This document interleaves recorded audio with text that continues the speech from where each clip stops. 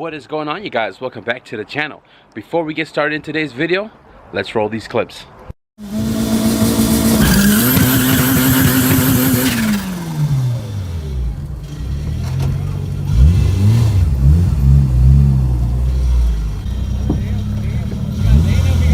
What's happening, bro?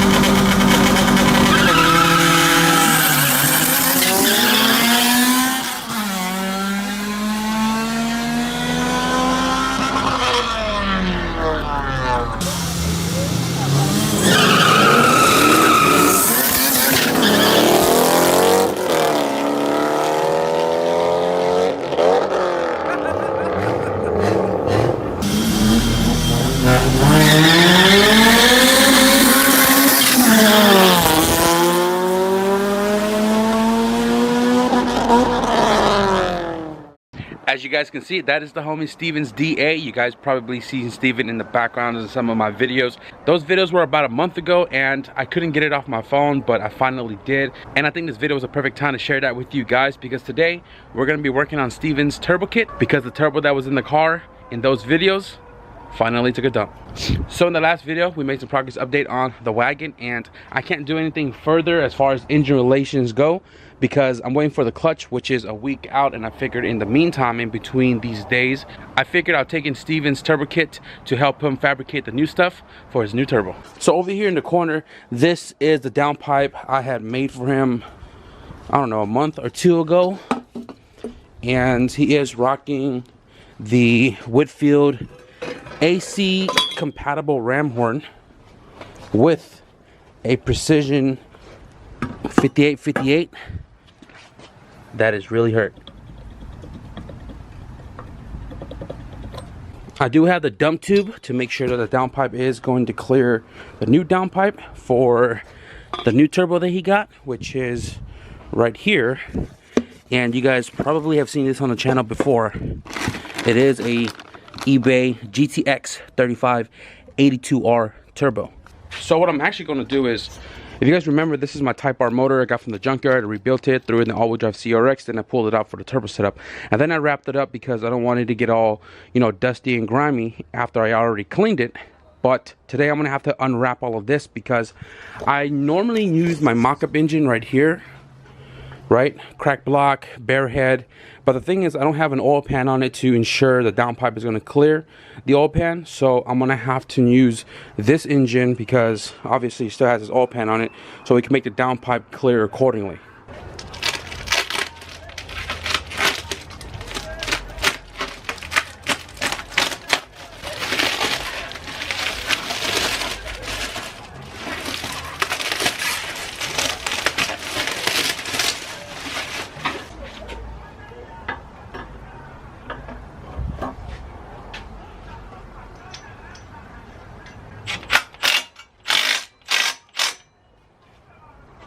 So Steven noticed his car was smoking a lot, and we were like, oh, maybe the block is finally letting go because it's stock block, stock piston rod, everything.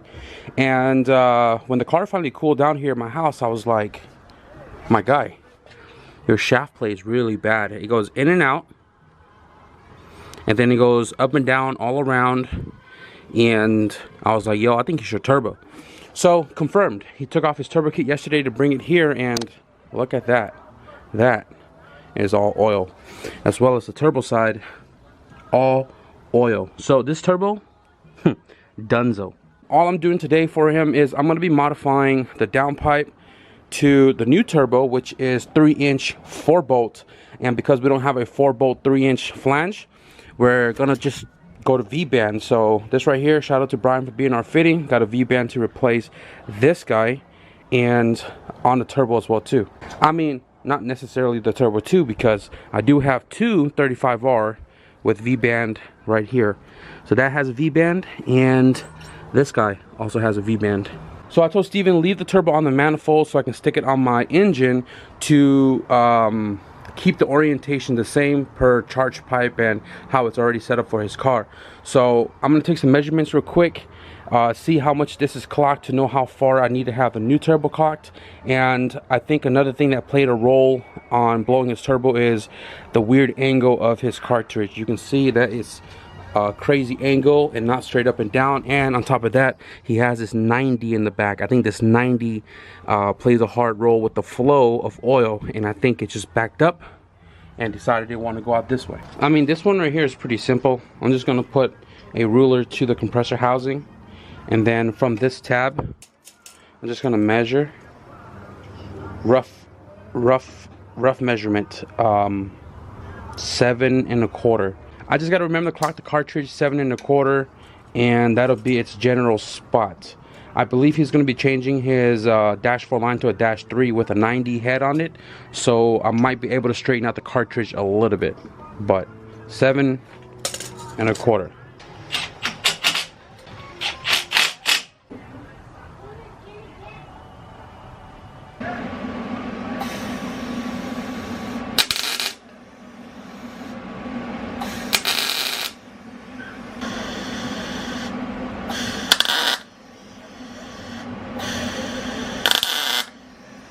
So the downpipe fits the way it fits on the turbo, and we know it fits on the car.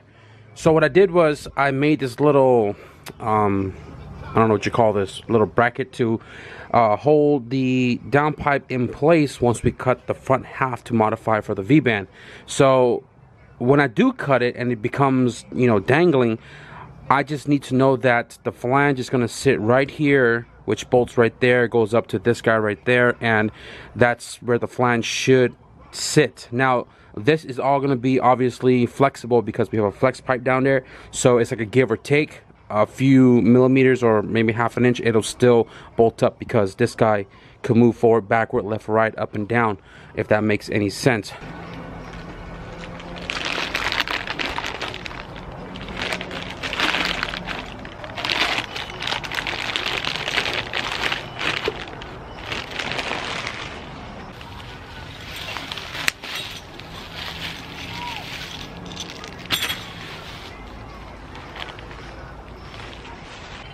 So this right here is an eBay GTX 3582R. GTX is the billet series, 11 blade wheel, and it comes with an 82 back housing. You can see it right there, 82, and they do have options for like 63, and I don't think it goes smaller than that because then this turbo wouldn't be what it is, GT 3582R. So this is the same turbo we've been running here on the channel. My cousins got it, Tyga had it. I actually got one for myself that I kind of bought and put away for future needs, and it was only $295. Now there are a whole bunch of other 35Rs on eBay that are cheaper, that are more, but this one seems to be working for us, and it is mid-range. You know, the cheaper stuff like the $100 stuff is kind of like it's sketch, hit or miss, but I mean this one right here seems to work out fine for us. We buy this from the same seller all the time, and they fluctuated in price, but once we saw it down to $295, pretty much told everybody to buy one. So this is what Steven's going to be running in place of the Precision 5858, and this is the back housing that has the 3-inch 4-bolt. Now I don't have a 4-bolt to go with this, and I'm hoping that the housing that I have, which is provided by Caesar, it already has a 3-inch V-band on it. The only thing is, I believe this might even be a smaller AR, which is fine for a stock motor, so that way spool time wouldn't be too long, but it looks just about the same. So the rule of thumb here is if it fits and the blade doesn't touch once it's flush, I'm sure I'm able to use this housing on here. But if it doesn't, then I'm pretty much just gonna weld the other V-band to his housing right here, so we can use this, which is the matching to this turbo. So I'm gonna go ahead and try this on real quick. It seems to fit, and it doesn't hit anything, so that's good. I can bolt this housing on and use this housing instead of the one provided with the kit, because it's 4-bolt versus V-band. This will save me some time, and the only thing I noticed difference is that this flange is super thick compared to this guy. It's weird. I've never seen a turbo gasket this thick before. Look at this, super duper thick. And the one that came off the turbo is literally like one layer of it. What's going on here? Why is that so thick? And it is spot welded it together right there, right? Why is it thicker?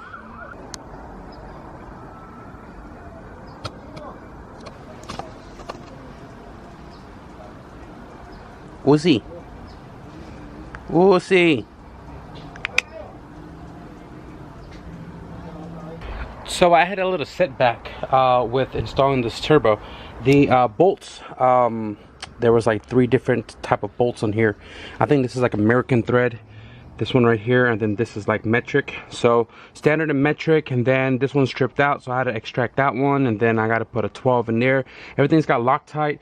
This thing is so thick that I didn't have longer bolts to bolt this down, but I was able to get it on here, and it is secured on all 4 sides. So now we moved on to clocking the turbo. Right now we have the cartridge with the feed pointing up and down, and it is cleared from the flange itself, so we can access this from the back, over here, on top, and then the drain is pointing straight down. I'm gonna have to redo the return line when I get to it. And I clocked the turbo 7 1/4. You can see right there that little slash I made on the block and the turbo itself. I made a little slash. 7 1/4. So this is typically where it's gonna sit as far as compressor clocking goes. And I mocked up the downpipe, and it doesn't even fit. So I already chopped the flange off with this weird bend 45-ish right here, and I'm gonna mock this up to see if it's gonna come close. If it doesn't, I'm gonna have to chop it a little bit more. Not a big deal. If I have to, I do have a bunch of 3-inch material everywhere, and I got two brand new 90s right here as well too that I could use. And yeah, like I said, I'm gonna mock it back up, get that back flange, bolt the bracket back here, and we'll see how it looks.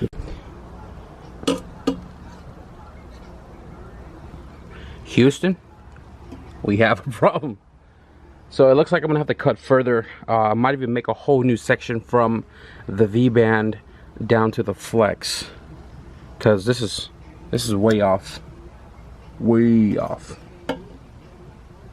I told Steven yesterday to send me some pictures as reference to you know, everything that's in his engine bay.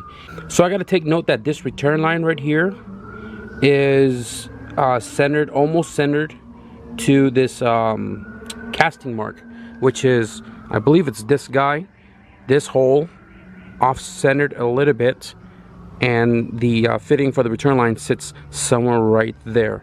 So I have to make the new downpipe, or at least the top half of it, to ensure that I'm gonna clear that fitting for the return line right here.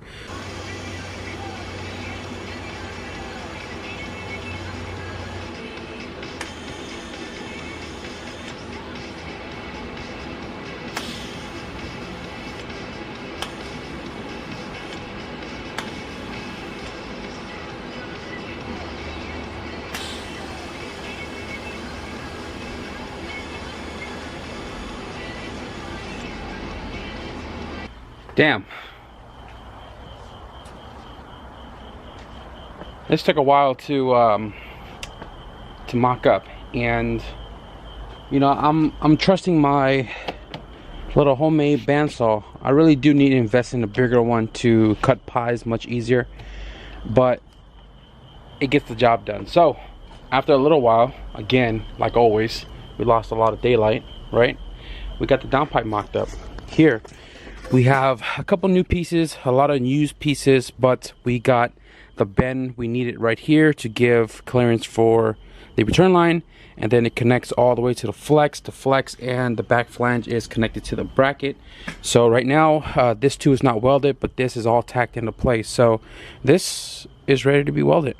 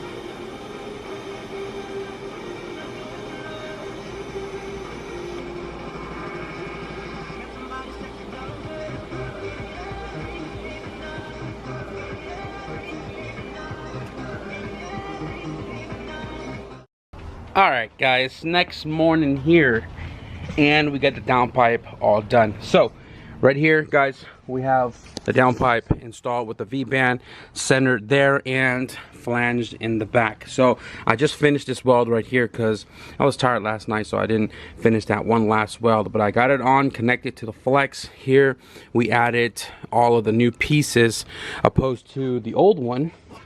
You can see this downpipe right here is cross welded. This thing has been modified 3 times now, and I figured, you know what, I'm just going to cut it all off, add some new bends and stuff. I might even hit up Cal to give me like a stock of pie cuts for future jobs like this. So this looks freaking awesome. We have clearance for the feed line here, which I'm about to do, and I just want to give you guys a little look one last time before this goes back into the DA.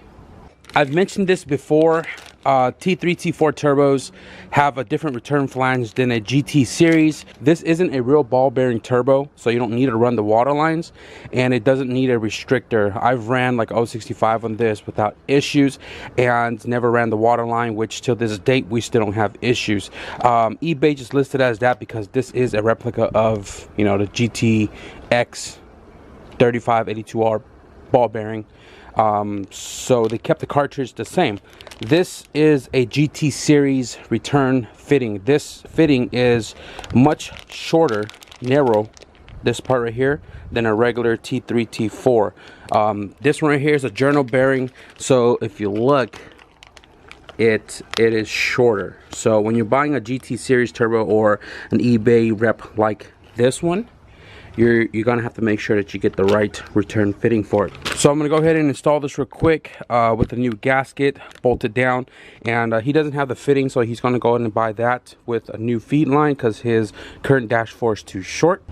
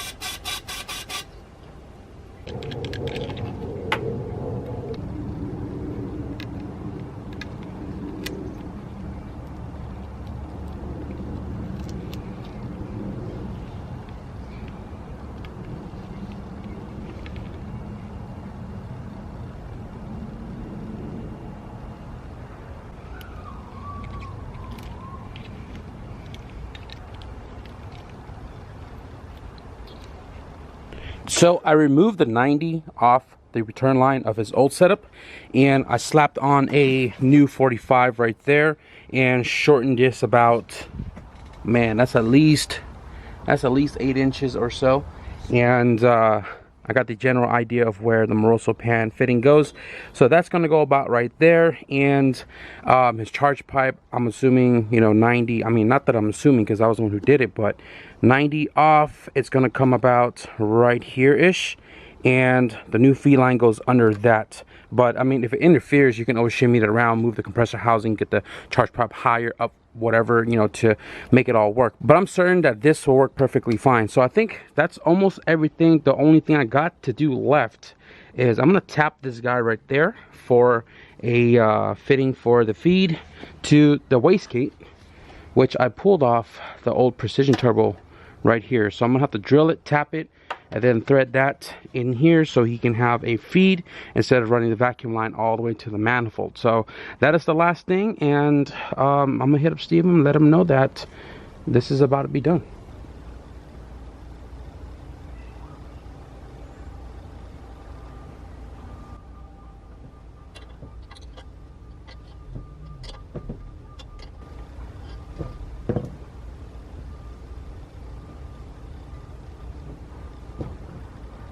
Alright guys, so I think we are done with the downpipe modification for Steven new turbo for his DA. So we got this guy tapped for the vacuum line to the wastegate. We got the new return line shortened, so that way it's not like, you know what I'm saying, sticking out all up in the intercooler.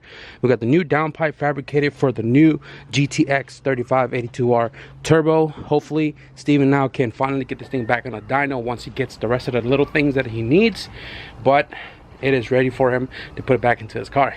I am going to wrap the video up right here, guys. I got a lot of other things I got to do right now.